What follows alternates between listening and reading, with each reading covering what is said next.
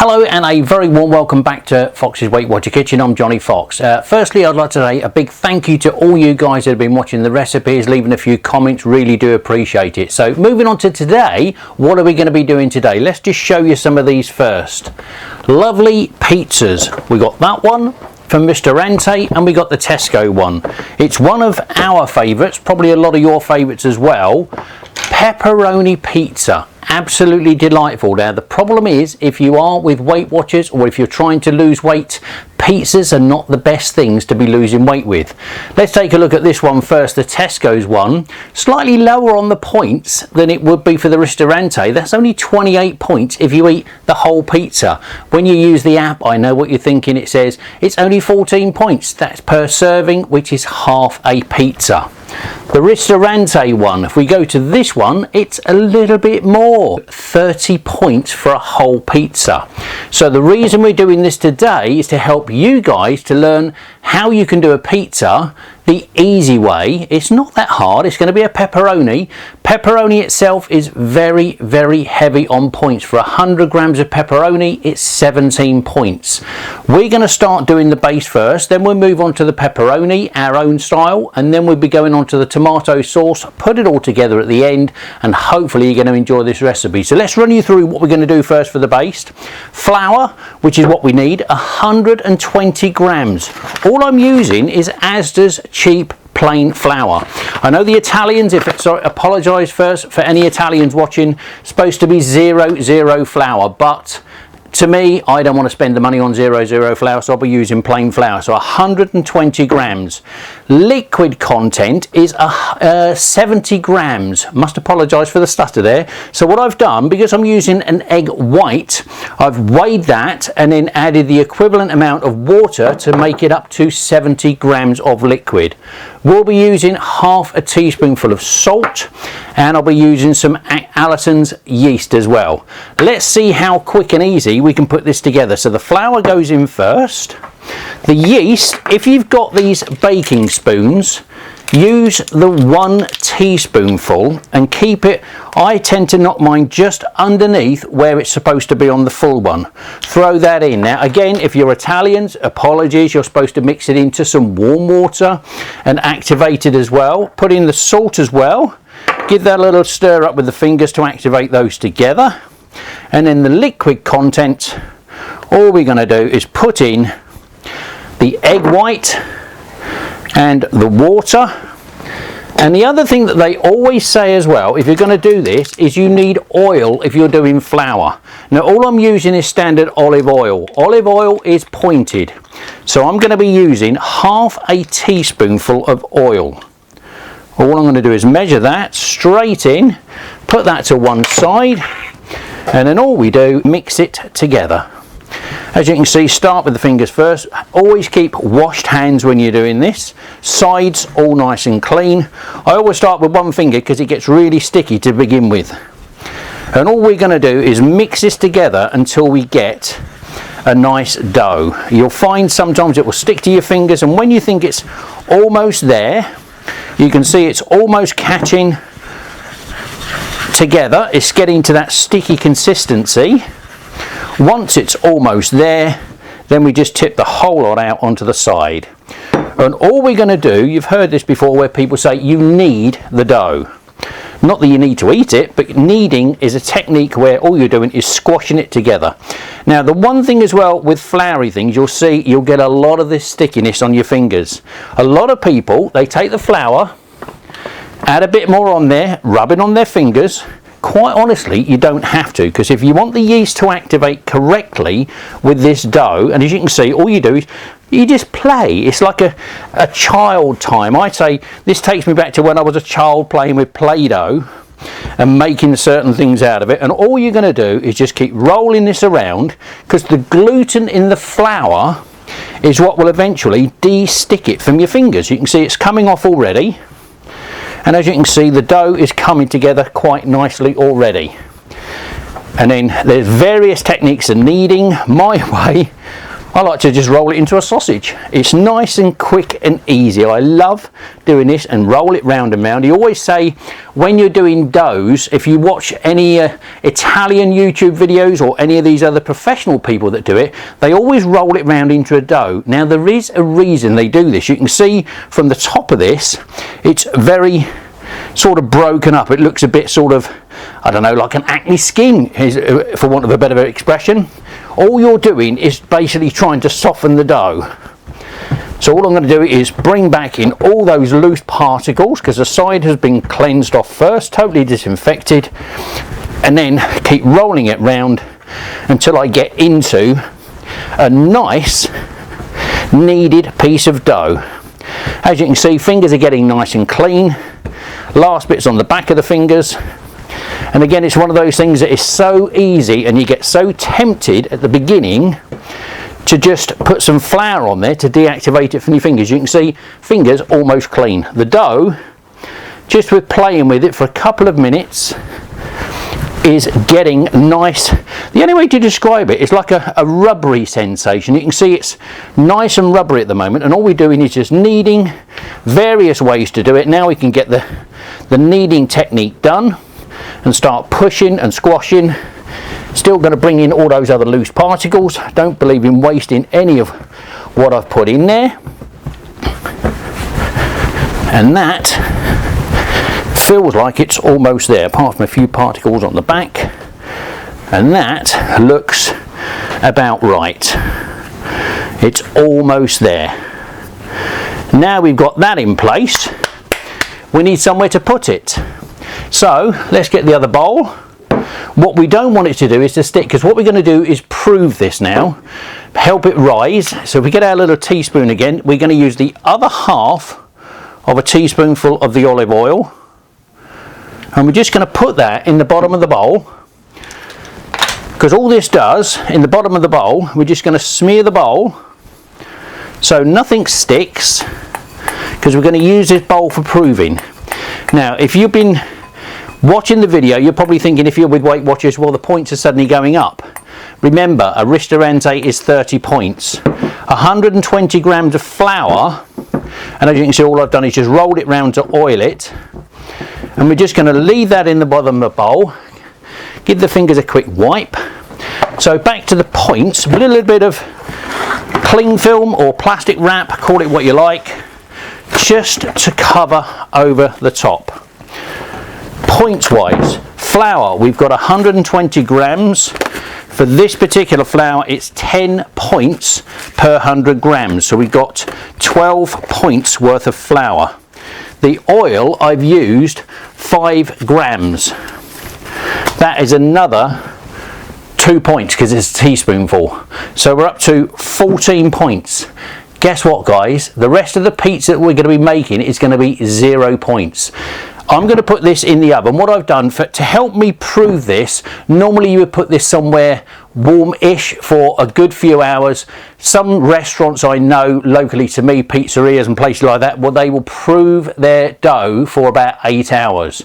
Quite honestly, you don't have to. I've preheated my oven over there. I've turned it up full. I leave it on for about 10 minutes just to get the walls of the oven nice and warm.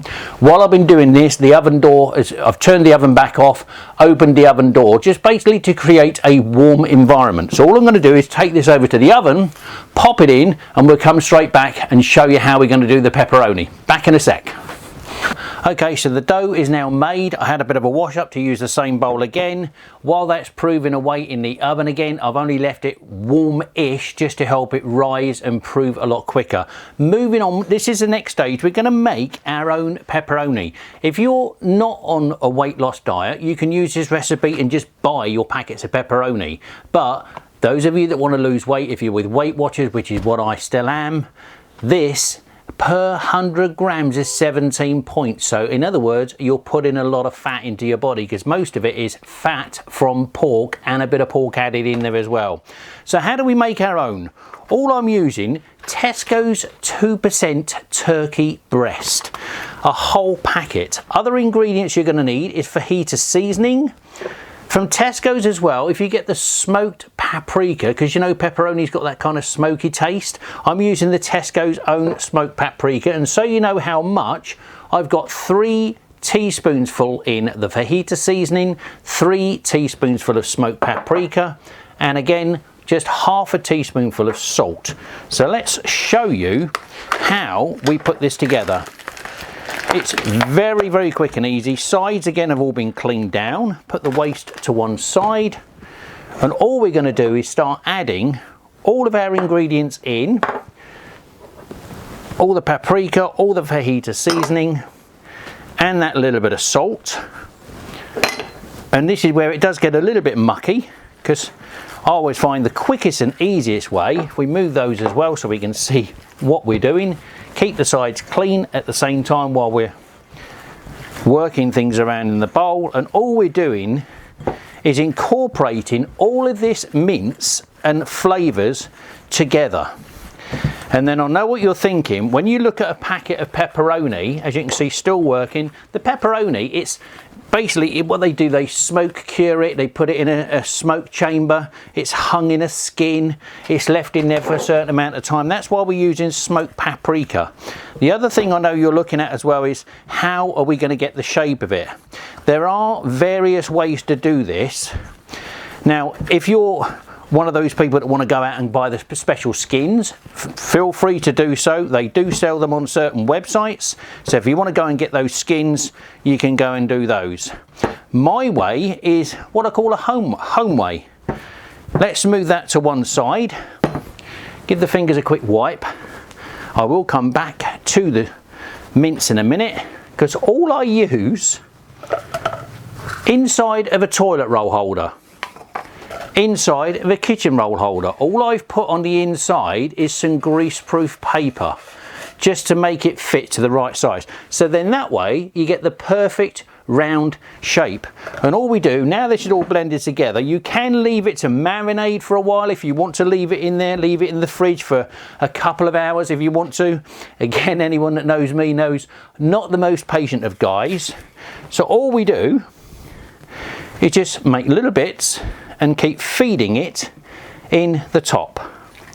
And when it gets almost to the top, then we squash it down. Don't waste any, because you can see the sides are nice and clean. And all we're doing, like I say, look, little baby sausages, and just feeding it into the tube, making sure that you've got that grease-proof paper so that it does, if I put my finger in, hopefully, you can still see it slides in and out nice and easy. So all I'm doing is pushing this in to pack it, because we want it to pack all the way to the bottom and stay nicely packed to create that perfect round shape. There's one nearly filled up. So now that one's done, we move him to one side. We know, because I've done this a few times, we're going to need quite a bit of this, so that's why I use the kitchen roll one.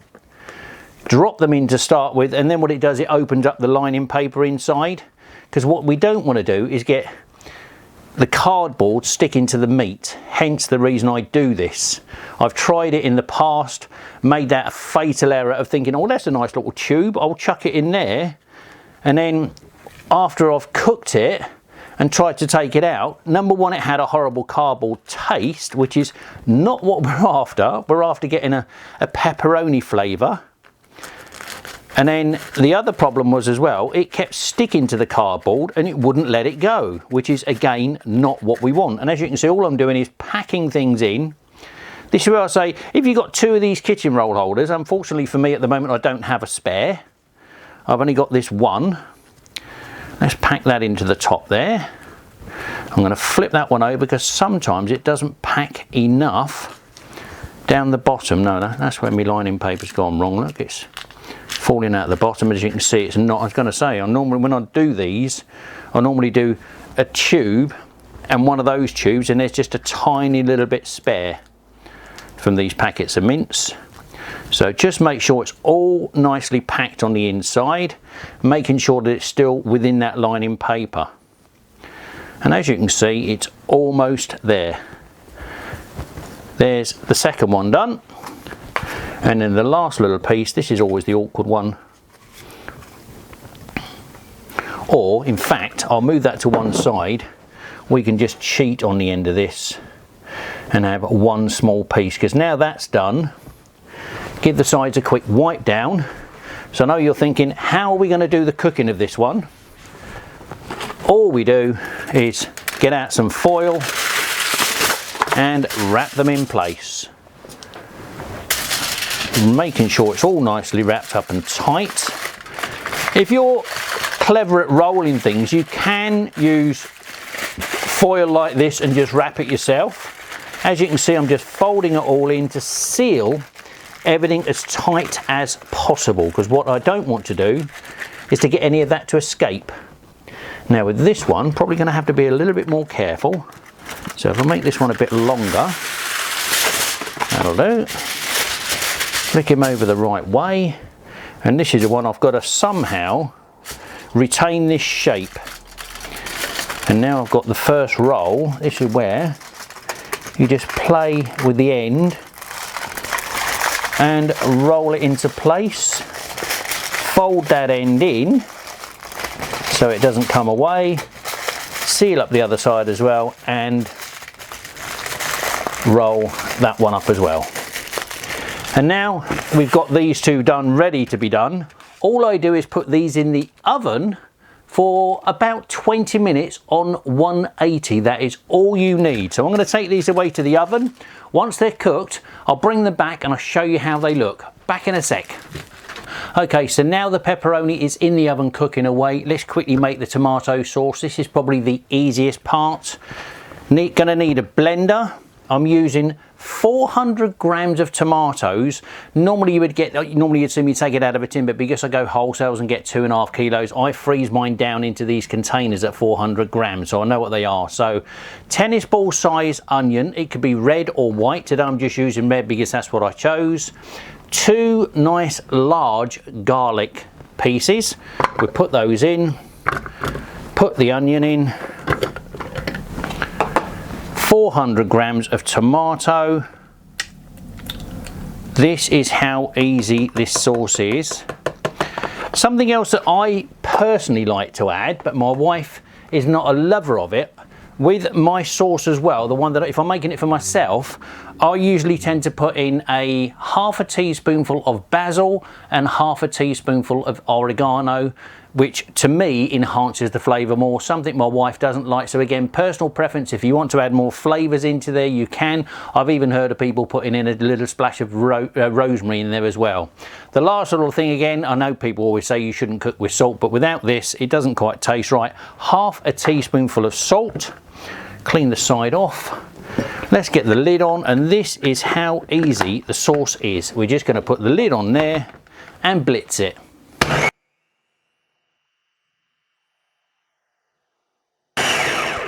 Around about 15-20 seconds is all we're going to need. Get your saucepan so you've got something to cook it in. Careful when you take the lid off, because that will be very mucky. I always get my blade out at the same time and give that a bit of a clean. We can throw that in the dishwasher, straight into the saucepan. And I know what you're thinking, there's an awful lot of waste in there.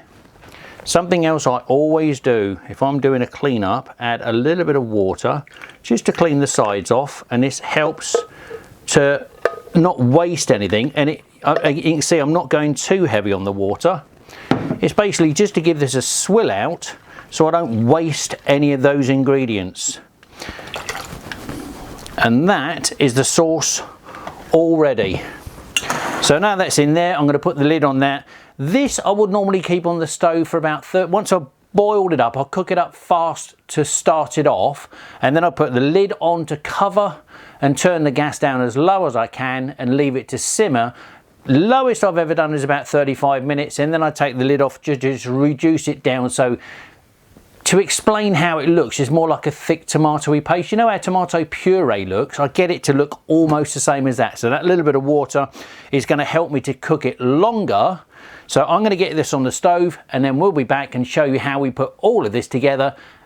Okay, so the tomato sauce is now cooking away slowly on the stove. While I've been over there, the 2 bits of pepperoni are now cooked. I'm just going to open these up to see how they are. should be nicely cooked on the inside.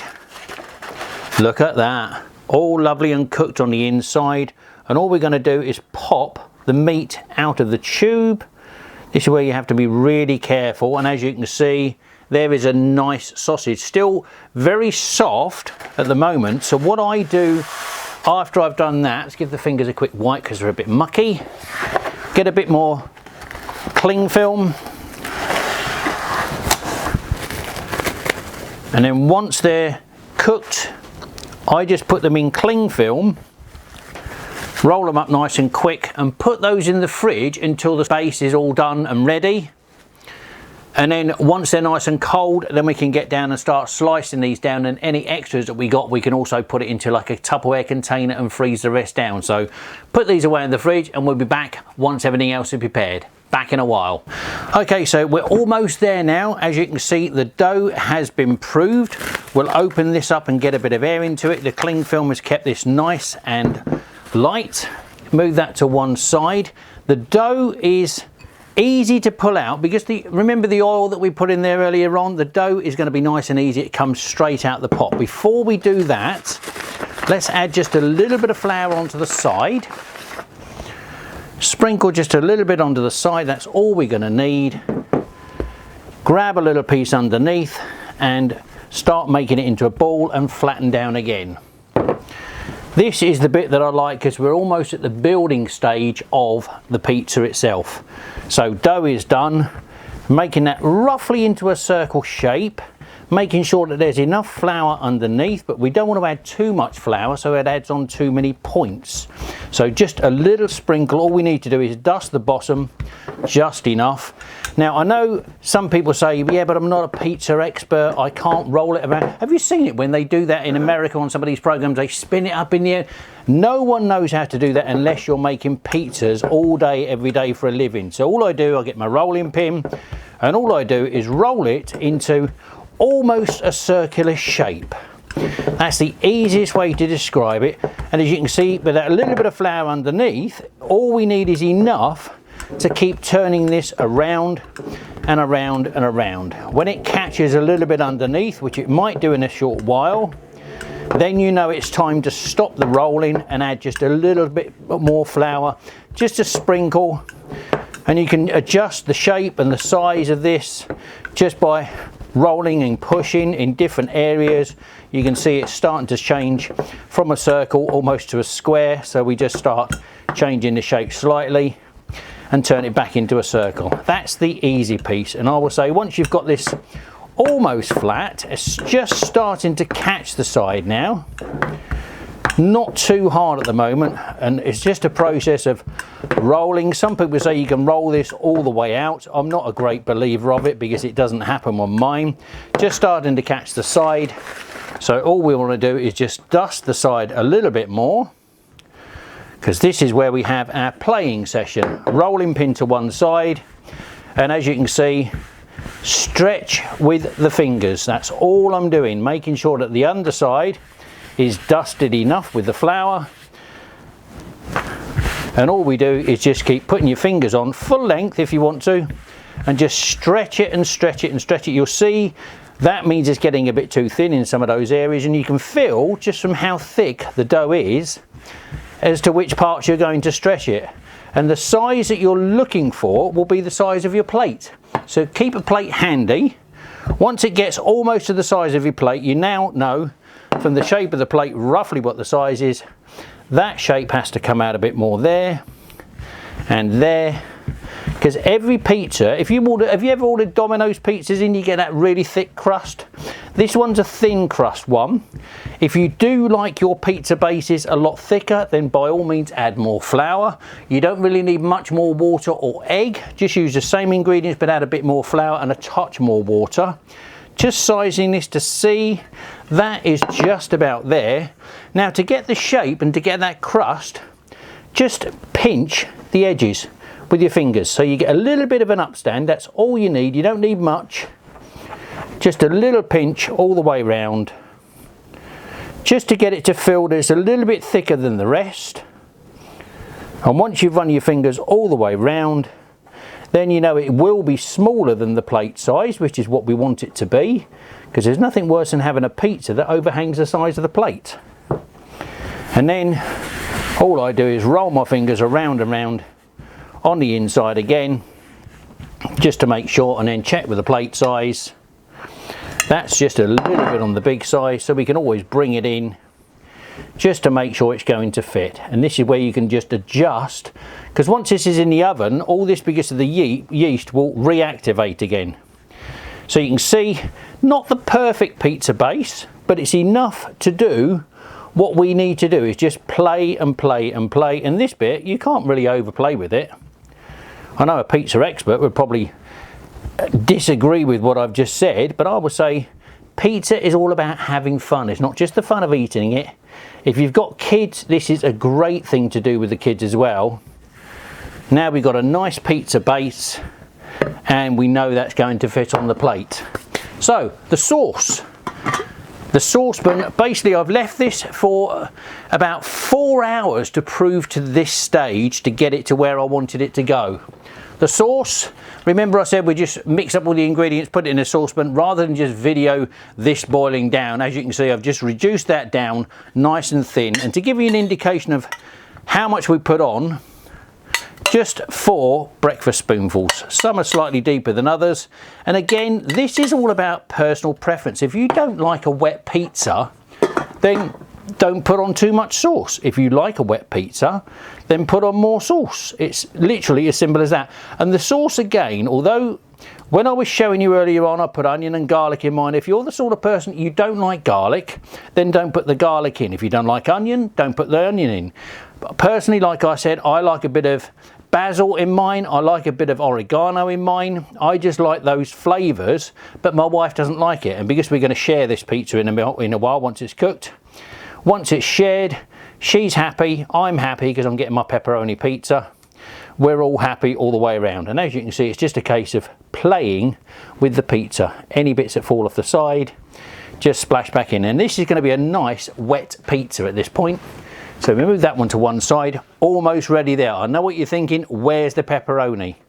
So let's get the plate ready, or the tray, for the baking. Should have actually put this onto the tray first. Do apologise for doing that the wrong way around. So let's reshape that on the tray. So I'm not going to cut and edit it. It's a genuine mistake because I'm videoing it. I'm doing this slightly different to the way I would normally do it. I would normally just put this on the tray and then put the sauce on, but it's still almost in shape there. Give the fingers a quick wipe off. Next ingredient, no pizza is any good without your cheese. What cheese am I using?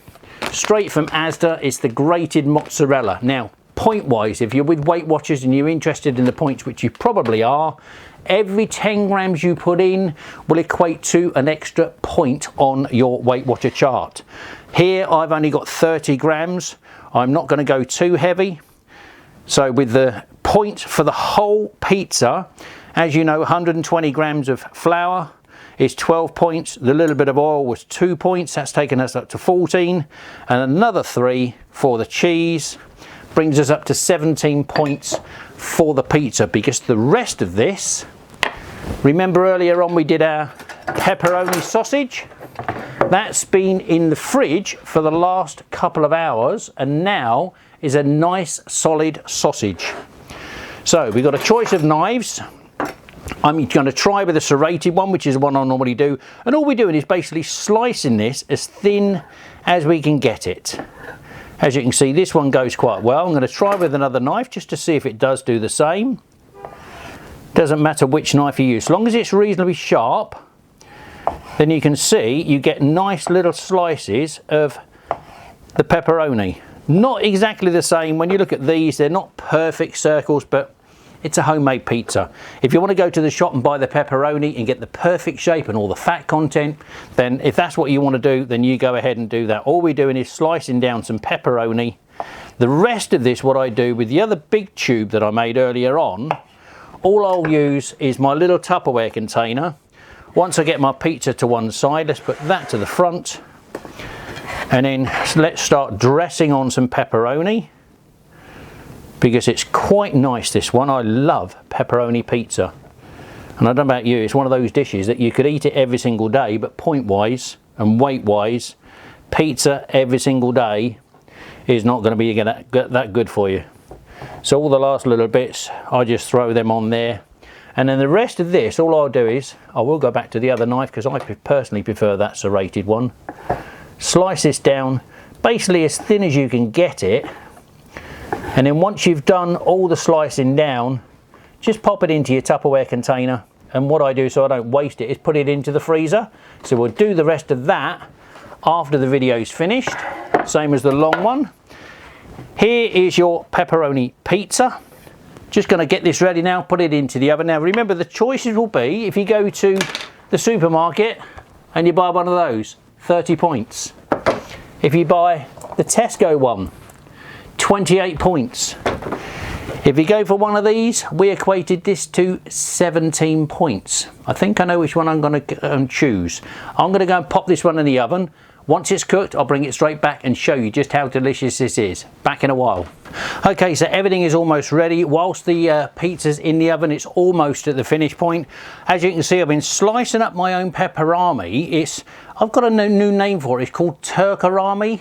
Now, I know not everyone loves meat. I've got a few of my friends that they eat all vegetables and things like that. If you wanted to do a pepperoni one without the meat, try it with corn mince. And again, things like toppings, it's only purely because this is one of the favourite toppings on pizzas. That's why we're doing the pepperoni one. So we move that to one side.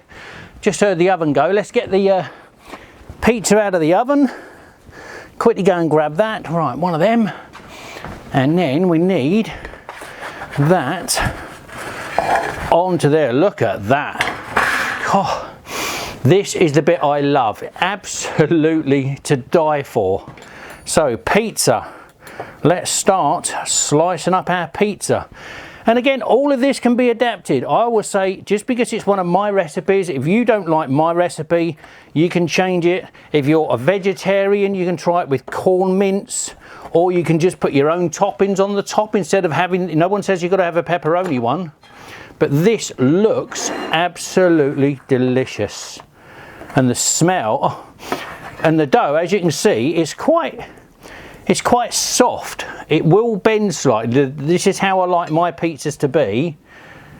I don't like the crust, although it's a thin, what do they call it, a thin crust pizza. It's not really that hard. Let's put some more on there. As you can see, might be good at the cooking, but not too good at the serving. So as you can see now, the pizza is all there.